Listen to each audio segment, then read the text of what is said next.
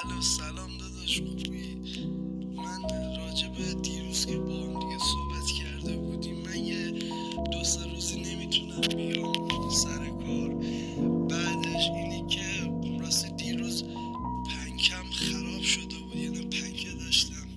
این پنکه نمیدونم چه ایرادی داشت که خراب شد، بردم پیش تعمیرکار.